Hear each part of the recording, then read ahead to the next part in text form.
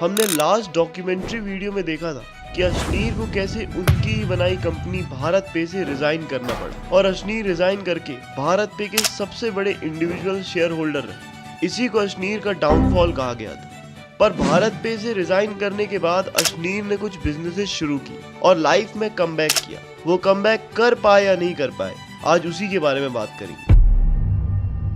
अशनीर जनवरी 2022 में end of March 2022 तक की लीव दे देते। ये इसलिए क्योंकि बोर्ड मेंबर्स ऑफ भारत पे और अशनीर के बीच में डिस्प्यूट चल रही थी। एट द एंड अशनीर अपना रेजिग्नेशन लेटर सेंड कर देते, जिसमें लिखा था, मैं भारी दिल के साथ लिख रहा हूँ कि मुझे भारत पे को अलविदा कहना होगा, जिसे मैंने ही बनाया था। मैं सर उठाकर गर्व से कहता हूँ कि फिनटेक में ये कंपनी सबसे आगे। 2022 की शुरुआत से ही मुझे झूठे और बेबुनियादी आरोपों में फंसाया जा रहा है, जो मेरी और मेरी कंपनी की रेपुटेशन को नुकसान पहुंचा रहा है। मैं इंडियन स्टार्टअप कल्चर का फेस हूँ और इंडियन यूथ के लिए उनका खुद का बिजनेस शुरू करने का इंस्पिरेशन। मुझे दुख है कि मैं अपने ही इन्वेस्टर्स और मैनेजमेंट के साथ इतना घटिया झगड़ा कर रहा हूँ और जिससे सबसे ज्यादा नुकसान भारत पे का हो रहा है। अब जब आप लोगों को लगता ही है कि आप लोग मेरे बिना कंपनी चला सकते हो, तो मैं आपको चैलेंज करता हूँ कि ऐसा करो। जब अशनीर और मैनेजमेंट के बीच में ये डिस्प्यूट चल रहा था, तब शार्क टैंक भी चल रहा था। 4 फरवरी को शार्क टैंक एंड हो गया और 28 फरवरी को अशनीर ने रेजिग्नेशन दे दिया। अब अशनीर का भारत पे बना रहना पॉसिबल ही नहीं था और अब उसके लिए ये बात बहुत साफ हो गई थी कि उसे कुछ नया ही करना होगा। शार्क टैंक के बाद अशनीर के लिए बहुत से नए रास्ते खुल गए। उन्होंने कुछ नई कंपनीज भी बनाई, जिसकी बात हम आगे करेंगे। पर इमीडिएटली अशनीर ने जिस चीज से पैसा बनाया वो उनके लिए उस समय बेस्ट थी। He made money as influencer. और उन्होंने ये भी कहा, आज तक जितना पैसा मैंने बैंकिंग से नहीं बनाया है, उससे ज्यादा पैसा मैंने कुछ महीनों में एज इन्फ्लुएंसर बनाया है। ये बात institute of management technology Ghaziabad की, जब उन्होंने कहा, पिछले साल एज एन इन्फ्लुएंसर इतना पैसा कमाया ना मैंने, साला MBA, बैंक, स्टार्टअप, कभी कहीं इतना पैसा नहीं कमाया। ठीक है, और मैं तो कभी इसको डेरोगेटरी सोचता ही नहीं। लोग बोलते हैं तू इन्फ्लुएंसर हो गया, लोगों का ना अंडरटोन होता है तू वेला हो गया। सच्ची बात बोलो ना, तुम जब किसी को इन्फ्लुएंसर बोलते हो ना, अंडर करंट है भाई तू वेला है। ये बात इसलिए हुई क्योंकि एक लड़के ने अशनीर को एक क्वेश्चन पूछा कि अंकुर वारिकुर और आपके बीच में बहुत सिमिलैरिटी है। तब अशनीर ने ये बोला, मतलब इससे ज्यादा ऑफेंसिव स्टेटमेंट मैंने आज तक नहीं सुना। मतलब मैं इतना ऑफेंड हो गया कि मैं सोच रहा हूँ उठ के चले जाता हूँ साला भी। भाई अंकुर वारिकुर मेरा नाम एक सेंटेंस में नहीं लेना है। मेरा एक ही रूल है बस, और कुछ नहीं है। कुछ भी बोल दे, माँ बहन की गाली दे दे, कुछ नहीं बोलूंगा, अंकुर वारिकुर नहीं बोलना है। और फिर उसके बाद उन्होंने अपनी रील्स के बारे में बात की। मेरी एक रील के 2.25 करोड़ व्यूज आ रहे हैं। 2.25 करोड़ व्यूज, समझ रहा है तू? इंस्टाग्राम पे 22.5 मिलियन व्यूज। तो भाई मैं बनाऊंगा रील, क्यों नहीं बनाऊं?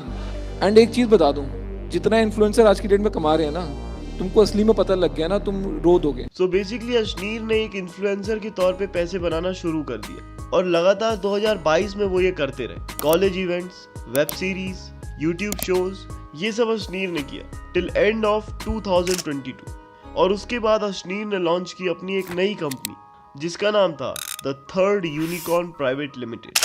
मैंने नई कंपनी शुरू करी, उसका नाम मैंने रख दिया थर्ड यूनिकॉर्न, क्योंकि ग्रोफर्स जो अब ब्लिंकिट है और भारत पे के बाद ये अशनीर की थर्ड कंपनी थी। ये बहुत अनएक्सपेक्टेड था, पर अशनीर ने अब कदम रखा था फैंटेसी क्रिकेट की दुनिया में और थर्ड यूनिकॉर्न का प्रोडक्ट था क्रिकपे।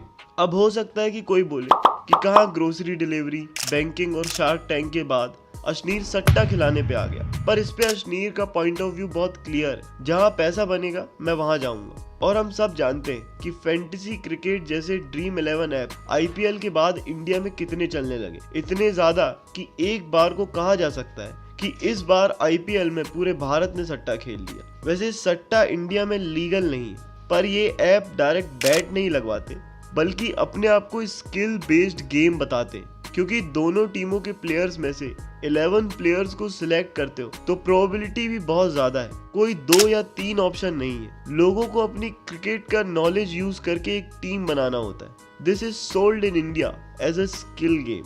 इस पूरे के पूरे मार्केट को ड्रीम 11 पहले से ही डोमिनेट कर रहा था, पर अशनीर इस बात को समझ गए थे कि ये मार्केट बहुत अच्छे से एग्जिस्ट करता है। मतलब प्रोडक्ट की डिमांड है, सिर्फ एग्जिस्टिंग प्रोडक्ट से ज़्यादा अच्छा प्रोडक्ट लाने की ज़रूरत है और काम बन जाएगा।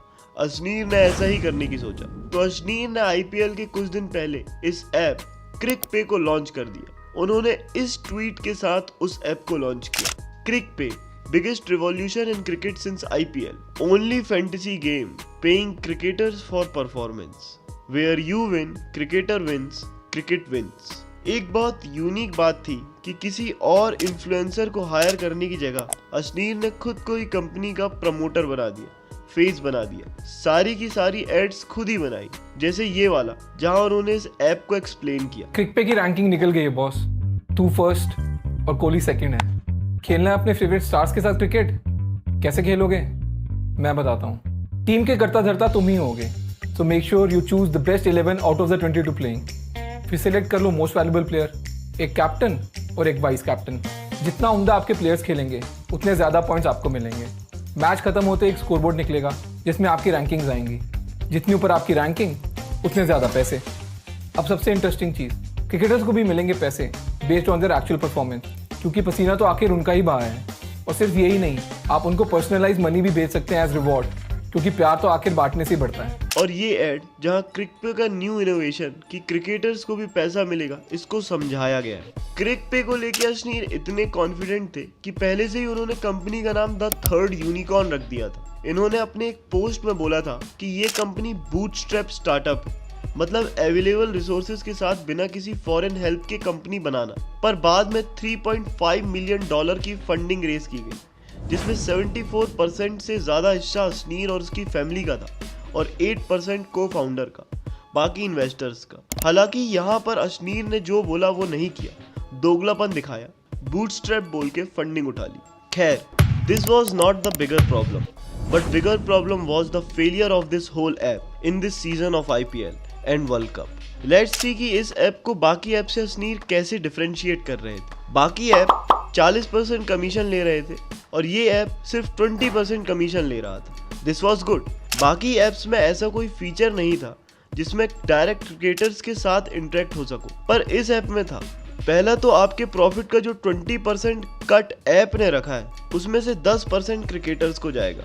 ऐसा लगा था कि क्रिकेटर्स का खुद का भी फायदा है, तो वो खुद भी इस ऐप को प्रमोट करने लगेंगे, पर वो पहले ही दूसरी फैंटेसी ऐप से बिके हुए थे। तीसरा, एकदम नया फीचर था कि आप अपने फेवरेट क्रिकेटर को एक फाइनेंशियल ईयर में 1 लाख तक पैसे भी भेज सकते हो। मतलब सोच ये थी कि क्रिकेटर्स ही खुद इस ऐप में इन्वॉल्व हो जाए, पर पहले ही क्रिकेटर्स के पास बहुत पैसा है और लोग ऐसे ऐप्स में खुद पैसे कमाने आते हैं। क्रिकेटर्स को पैसे कौन ही देता। ऐसे ऐप्स की बहुत बड़ी ऑडियंस टियर 3 सिटी की है, ऐसे लोग जिनसे ज्यादा फीचर्स यूज करते नहीं आता। और इतने सारे फीचर्स होने के बाद लोगों के रिव्यू के हिसाब से इसका यूजर इंटरफेस बहुत ही कॉम्प्लेक्स था, जो लोगों को इतना अपीलिंग नहीं लगा। लोग दूसरे ऐप्स जैसे ड्रीम 11 को छोड़ के इसलिए नहीं आए क्योंकि वहां उनको सब आसान लगता था। ये 20% और 40% वाली बात में लोग ज्यादा दिमाग भी नहीं लगाते। उन्हें पता भी नहीं होता कि कितना कमीशन ऐप रखेगा। लोगों को जिन चीजों से मतलब था वो उतनी अच्छी नहीं थी,